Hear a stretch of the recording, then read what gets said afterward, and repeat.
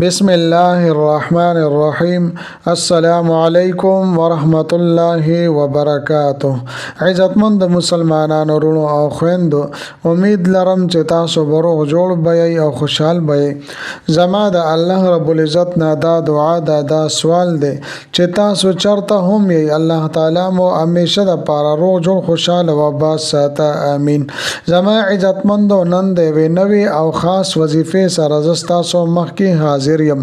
محترم، نن درته د پیر دروازه یعنی د ګل دروازه یو ډیره عالی شان وظیفه، یو ډیره بابرکته وظیفه بیانوم چې د دې وظیفې تعلق د قران عظیم الشان سره دی. صرف او صرف یو ورځ وظیفه ده چې د څه مقصد د پاره تاسو کوي. الله جل شانه به دغه مقصد یا د یو حاجت ته پاره کوي یا د ضرورت ته پاره کوي. الله جل شانه به دغه مقصد دغه ضرورت پوره کی یا د مشکلات او د پریشانونو د نجات ته پاره کوي. الله کریم به دغه مشکلات او دغه پریشانه، دغه مصائب، دغه تکالیف او دغه بیماری ختم کی. محترم او ډیر عظیم الشان او ډیر باکمال وظیفه ده. تاسو دا وظیفه وکي، الله رب العزت به مجون بدل کی. عزتمندو، زه مفتی شاهین شاه او تاسو ګوره زما آفیشل یوټیوب چینل مفتی شاهین شاه حقانی. عزتمندو، د وظیفې شروع کېدو نه مخکې تاسو ټولو حضراتو ته دا درخواست دی چې تاسو اسی دا ویډیو ګوره او که په اول ځل باندې مو زما د دې چینل وزټ کړی وي او تر اوسه پورې مو دا چینل سبسکرایب کړی نه وي، نو برای مهرباني دا چینل سبسکرایب کړئ او د ټلې والا نشان تاسو کلیک کړئ او سلیکټ آل کړئ د دې لپاره چې د هرې ویډیو نوټیفیکیشن تاسو ته ملاويږي. ځکه چې محترم په دې چینل کې زه تاسو ته هر قسمه مستند وظایف راوړم. هغه وظایف چې ما ته خپل استادانو د هغې اجازه راکړی دی. د دې نه علاوه محترمو، تاسو ته تعویذونه پکار وي، تاسو ته نقوش پکار وي، نو ما سره زما په واتس اپ نمبر باندې رابطه وکړئ. محترمو، کچره تاسو دا وظیفه کول غواړئ نو ویډیو اخره پورې وګورئ. محترمو، دا نننۍ وظیفه د ګل پروز یا د پیر دروازه او بعض زمونږ ورونه خويندې ورته دوشنبه ورځ هم وای. نو عزتمندو، دا د دې ورځې د دوشنبه دروازه یعنی د پیر او د ګل دروازه د قران عظیم الشان د سورته مبارکه چې سورۃ القدر ده د هغه وظیفه ده. زه تاسو ته د سوره قدر د عظیم الشان وظیفه بیانوم.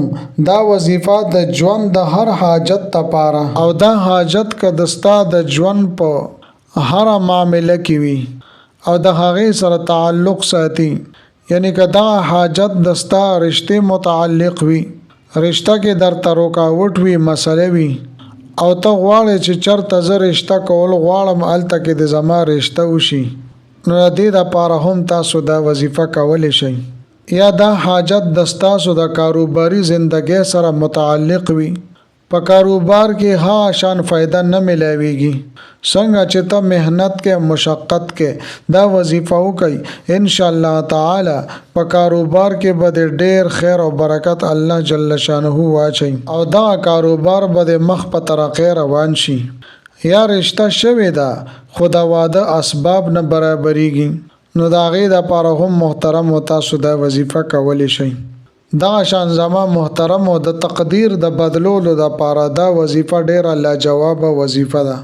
الله جل شانه به ژوند او تقدیر بدل کی. یا محترم استاد پکور کې جنگ جګړې وي، اختلافات وي، بے اتفاقی وي، نور ډیر مسائل راځي، نو دغه مسائل او پریشانو د پاره د دغه جنگ جګړو ختمېدو لپاره دا ډیره بابرکته عمل او وظیفه ده. تاسو دا وظیفه وکئ، ان شاء الله تعالی الله رب العزت به ژوند بدل کی او دا مشکلات او پریشانه به الله جل شانه ختم کی او الله رب العزت بدستاسو منس کې اتفاق او اتحاد پیدا کی. او زما عزتمند او اعظم وظیفه طرف له د دې طریقې کار څنګه د ترتیب څنګه ده. محترم او طریقې کار او ترتیب ډیر زیات آسان دی، خو یو څو خبرې زه تاسو ته عرض کوم. کچره تاسو غواړئ چې زمونږه وظیفه دې قبول شي او زمونږه دعاګانې قبليږي چې د څه د لپاره مونږه وظیفه کوو الله جل شانه زماغه کار سم کی، نو محترم لومبه به د حرام او نزان بچ کول غواړي، ځکه د حرام یو نوړم په خېټه کې پرته وي الله رب العزت بیا دعاګانې منځونه او وظیفې نه قبلې. دغه رنګ زما عزتمند 15 واړه وخت منځونو مونږه اهتمام وکړو، د قران مجید تلاوت وکړو. زما محترمو دا یو څو خبرې وظیفې متعلق چې ما تاسو ته وکي و زما محترم مرازم وظیفې طرف لتا سو بدا وظیفه څنګه کوي. محترم دا وظیفه به تاسو د پیر پرز باندې د ګل پرز باندې کوي او دا سه ټیم کې به تاسو دا وظیفه کوي چې مکروه ټیم نوي، صرف مکروه ټیم کې به دا وظیفه نه کوي. نور د ګل پرز باندې د پیر پرز دوشنبه پر چې څه ټیم تاسو ته موقع ملاويږي نو دا وظیفه او دا عمل تاسو کولی شي. د دې لپاره څه خاص ټیم مقرر نه دی. د ټولو نام مخکې محترم اول به صحیح طریقې سره او 10 چردا مو کوي کچري او 10 چردا منوي کړي او بیا به 2 رکعات نفل کوي، خاص د الله رب العزت د رضا لپاره به 2 رکعات نفل کوي. عام هغه نفل چې مخکې تاسو څنګه کول، کله چې منفل وکړ نو بیا به 3 پیری 3 مرتبه به نبی اکرم صلی الله علیه وسلم باندې درود شریف وی اللهم صل علی محمد وعلى آل محمد تر اخره پورې.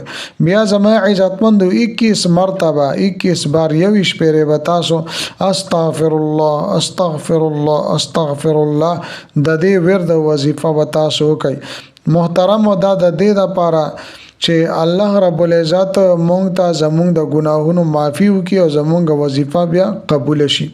کله چې زما عزتمند استغفر الله استغفر الله 21 مرتبه وي نو بیا به 21 مرتبه د الله رب العزت حمد و ثنا بیان کې. نور حمد و ثنا در لنه رزي نو هغه خو ویل شي سبحانك اللهم وبحمدك وتبارك اسمك وتعالى جدك ولا اله غيرك نو 21 مرتبه به دوه او بیا به محترم سورۃ القدر 70 مرتبه او یا پیریو بیا سورہ قدر وای ان انزلناه في ليله القدر وما ادراك ما ليله القدر ليله القدر خير من 1000 شهر تنزل الملائكه والروح فيها باذن ربهم من كل امر سلام هي حتى مطلع الفجر. کله چې 70 مرتبه دا سورۃ القدر ورد وظیفه وکا نو بیا به 3 پیری درود شریف وای. کله چې درود شریف وي نو بیا به الله رب العزت طرف ته متوجه شي دردمندانه انداز کې ډېر فقیرانه انداز کې ډېر په جلا سره او ډېر توجه سره به د الله جل شانه نه د خپل حاجاتو د پاره د خپل مقاصدو د پاره او چې څه پریشانې وي د هغې د پاره د الله جل شانه نه به دعاګانې وغواړي او دعا به ډېر په عاجزۍ او انکسارۍ سره وغواړي. ان شاء الله تعالی الله رب العزت به ژوند بدل کی. ستا څه قسمه حاجت وي څه قسمه پریشانې وي الله جل شانه به دغه پریشانې او دغه حاجتونو د پاره د غیبونه اسباب مهیا کی. عزتمند امید لرم چې دا ویډیو دا وظیفه وستاسو ډیره زیاته خوښی کو. ویډیو مو خوښی ویډیو لایک کړئ، چینل سبسکرایب کړئ، خپل دوستانو ته شیر کړئ، ځکه نه کې خبره خورول او شیر کول دا صدقه جاریه ده. ملاوي کوم تاسو سره بل ویډیو کې بل وظیفه سره تر هغه وخت پورې ماته اجازه راکړئ. دلوي الله په امان.